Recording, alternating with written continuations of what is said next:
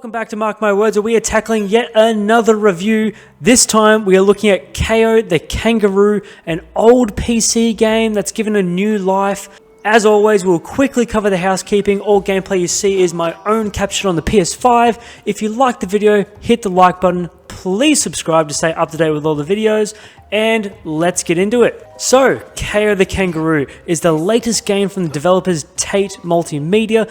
If you're a fan of Crash Bandicoot or the latest ukulele games, this is going to be right up your alley. It's one of those old school platforming games that goes straight into your childhood. So let's get into the story. So the story starts as KAO seeing this vision of his sister being taken. This jumps straight into the game, explaining nothing else. However, that's all the same with these kinds of games. You don't need explanation. You quickly get your dad's old boxing gloves and start traversing the land in search of a way to save your sister. Luckily, with these kinds of games, that's all you really need. The story is only but a slight benchmark of why you're doing what you're doing. Similar to Spyro, you then jump into smaller worlds and collect these runes to unlock new levels. Simple as that. This might be simple, but that's all that it really needs to be enjoyable. Going between levels and collecting things, it's this old school 90s fun.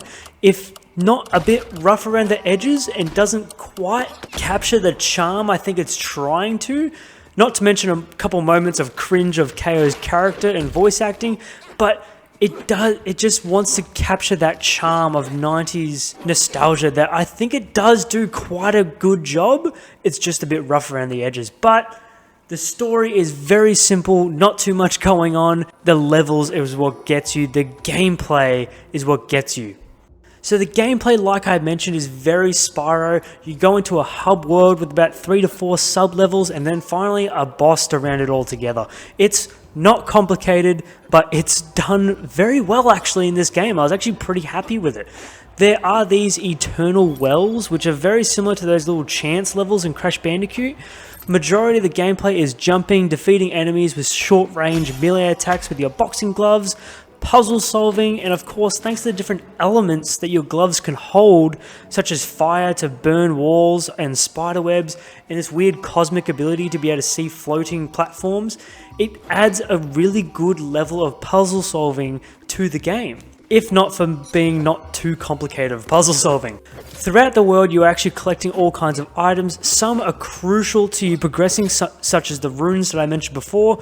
Others, such as coins, letters, all those kinds of good stuff, just give things you could buy at the store nearby, like extra lives or extra memorabilia inside the game to learn how they made the game. Amongst the worlds there are these boss battles, which are actually so fun, not crazy challenging, considering the type of game that we're playing, you know, Spyro, Crash, not crazy challenging boss battles, but fun platforming and puzzle solving and good nostalgia boss fights. The gameplay is definitely where you have the most fun. The graphics aren't too crazy, honestly, could have been a bit better. I mean, considering the new release of Crash Bandicoot 4 and the remakes of Spyro, that definitely looks a bit more next gen. However, once again, these type of games aren't too flashy with their graphics, but a little bit of colorful fun and color contrast. It's just a bit meh compared to everything else we see in this next-gen world, but hey, it's still good, it's nice to look at, and it's still enjoyable. Sound design is absolutely a joy and a charm. Voice acting, however, is really bad, and some of these voices don't really match the characters. It's a bit like the old school anime when the lips keep moving but they're not saying anything. Like, nothing seems to match up very well, but the music is a delight and a nostalgic throwback to my childhood, at least with Crash Bandicoot. I know I keep comparing this game to Crash Bandicoot, but it's the easiest way. Good platforming, collectibles, beautiful world, and pretty enjoyable. It is a bit rough around the edges, so you might catch yourself going like, oh yeah, that was really good, but nothing quite stands up to Crash Bandicoot, and that's fine. Like, that is fine, but this is a really good experience considering we're waiting for that Crash Bandicoot 5. So, however, overall, KAO really tries to reach some of that throwback charm in these 3D platformers, but doesn't quite stick the landing.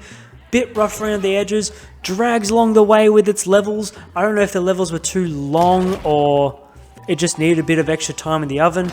Either way, as much as I enjoyed KAO, it's a bit of a forgettable experience, but it's definitely a good experience. Maybe KAO the Kangaroo 2, everything might be a bit more fleshed out and feel a bit better, but at the moment, go grab it. It's actually a lot of fun. But anyway, that's just my opinions and thoughts of KAO the Kangaroo. I actually really enjoyed this game because of that throwback nostalgia. I do want more games like this. I just wish they were a bit more rounded out and a bit more thought out.